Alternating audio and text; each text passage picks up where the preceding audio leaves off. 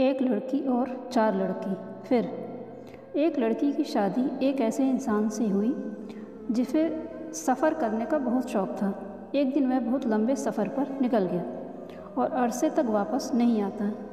उसकी बीवी ने उसका बहुत इंतज़ार किया पर वह नहीं लौटा। उस लड़की को एक लड़के से इस दौरान मोहब्बत हो गई। वह लड़का भी उससे बहुत प्यार करता था। एक दिन उस लड़के की किसी लड़के से लड़ाई हो गई तो उस आदमी ने पुलिस को बुला लिया और उस लड़के को पुलिस पकड़कर थाने ले गई। जब यह बात लड़की को पता चली तो वह लड़की पुलिस थाने पहुंच गई। पुलिस ने लड़की से कहा, तुम इसे क्यों लाए हो? इस पर सरासर गलत आरोप लगाया गया है। यह बेगुनाह है, यह मेरा इकलौता भाई है, मैं इसके बिना कुछ नहीं। यही मेरा खाने पीने का खर्च उठाता है, मैं इसके बिना लावारिस हूँ। वह पुलिस वाला उस लड़की की बात नहीं सुनता और वहाँ से लड़की आ जाती है। लड़की शहर के एक बड़े राजा के पास जाती है और कहती है, मेरा भाई बेगुनाह है, उसे पुलिस ने कैद कर लिया है, क्या आप उससे छुड़ाने में मेरी मदद करेंगे? वह राजा उस लड़की के हुस्न को देखकर अपनी नीयत बिगाड़ लेता है। वह कहता है कि तुम्हें मेरे पास रुकना होगा, तुम्हारे भाई को मैं रिहा कराने का इंतज़ाम करता हूँ, तुम्हें मेरे साथ एक रात बितानी होगी। लड़की सोच में पड़ जाती है और थोड़ी देर बाद जवाब देती है कि आप ऐसा करें कि मेरे गरीब खाने पर यानी घर आ जाइएगा, वहाँ आराम से आप मुझसे बात कर सकते हैं, मैं अपने घर में अकेली रहती हूँ। इस पर राजा तैयार हो गया और उसके घर आने के लिए कह दिया। फिर वह शहर के एक बादशाह के पास जाती है और उससे कहती है कि मेरा भाई पुलिस ने कैद कर लिया है, उसे बाहर निकालने में आप मेरी मदद कीजिए।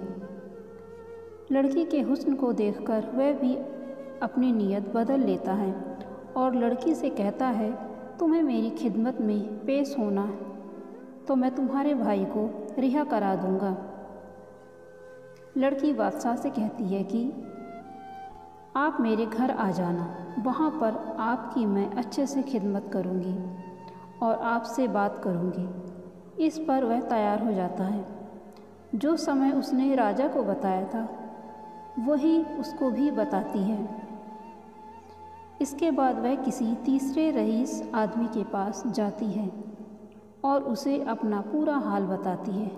वह भी उसकी खूबसूरती को देखकर यही शर्त रखता है, तुम्हें मेरे पास एक रात बितानी होगी और मैं तुम्हारे भाई को रिहा करा दूंगा।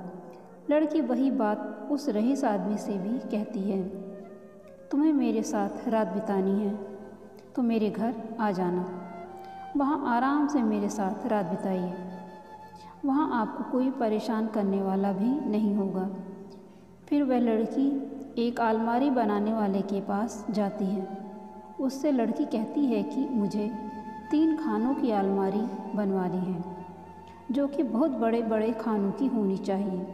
वह उस अलमारी वाले से पूछती है, इस अलमारी को बनवाने में कितने रुपए लगेंगे?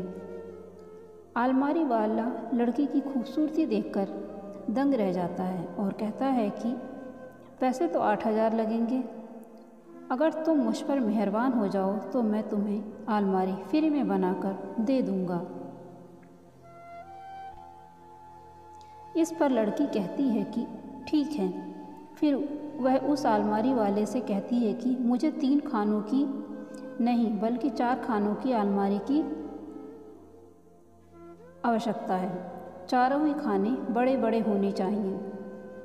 इसके बाद उस अलमारी वाले को भी अपने घर आने को वही समय बताती है जो अन्य 3 बड़े आदमियों को बताया था। इसके बाद वह अपने घर आ जाती है। फिर वह अलमारी वाला उस लड़की के घर अलमारी पहुंचा देता है जो कि बहुत बड़ी थी। उस लड़की के गेट में आवाज़ आती है। वह लड़की गेट खोलती है तो देखती है कि राजा आ गए हैं।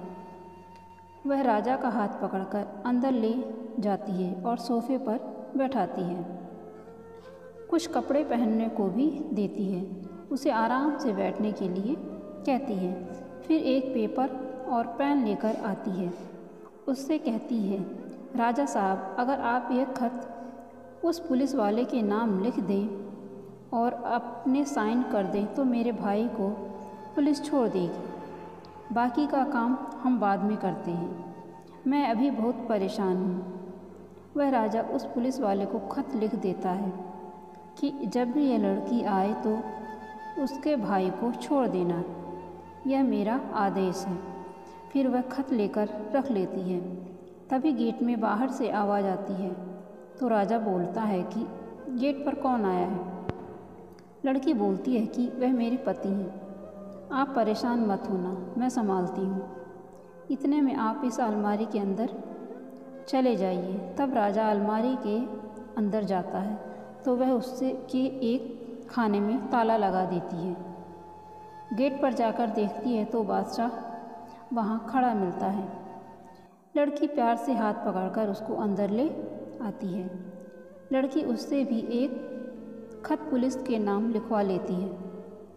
तभी फिर से गेट खटखटाने की आवाज़ आती है तो बादशाह पूछता है, कौन है? तो लड़की कहती है, मेरे पति आए हैं, आप मत डरिए, मैं बाहर से आती हूँ, आप अलमारी के अंदर बंद हो जाइए। उस बादशाह को भी लड़की अलमारी के अंदर बंद कर देती है। यही सिलसिला जारी रहता है। ऐसे में तीसरा आदमी आता है, वह उसे भी हाथ पकड़कर अंदर लाती है। इतने में फिर से गेट पर आवाज़ आती है तो वह उसे भी बंद कर देती है। बाहर जाकर देखा तो अलमारी बनाने वाला खड़ा मिलता है। उस अलमारी वाले से कहती है कि तुमने यह खाने बहुत छोटे क्यों बनाए हैं? अलमारी वाला कहता है कि नहीं, यह खाने तो बहुत बड़े हैं, इसमें तो मैं भी आ सकता हूँ। लड़की कहती है कि जाकर दिखाओ, तुम कैसे आओगे? अलमारी वाला जैसे ही अलमारी के अंदर जाता है तो लड़की उसको भी बंद कर ताला लगा देती है। इसके बाद लड़की पुलिस थाने जाती है और खत पुलिस वाले को देती है। पुलिस वाला उस लड़के को रिहा कर देता है और सारा किस्सा लड़की लड़के को बताती है। वह यह कहती है कि इस शहर में रहना हमारे लिए मुश्किल होगा।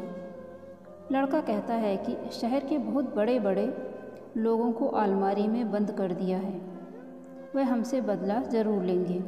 और इसके बाद दोनों ने शहर छोड़ दिया। तभी एक धोबन आती है और अलमारी से आवाज़ सुनकर डर जाती है। वह पूछती है, अलमारी में कौन है?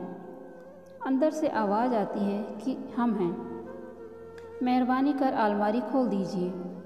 इसके बाद धोबन पुलिस को बुला कर लाती है और अलमारी को तोड़ देती है। पुलिस वाले उन चारों से पूछते हैं, साहब आप यहाँ कैसे बंद हो गए? इस पर शर्मसार चारों थे। वह सोच रहे थे कि एक लड़की बहुत चालाक थी या एक पवित्र औरत जिसने उनको अपने आप को छूने भी नहीं दिया। सीख: दुनिया हमारा मजबूरी में फ़ायदा उठाने के लिए तैयार रहती है। निर्भर आप पर करता है कि आप उन लोगों को मजबूरी का फ़ायदा उठाने देते हैं या नहीं। धन्यवाद।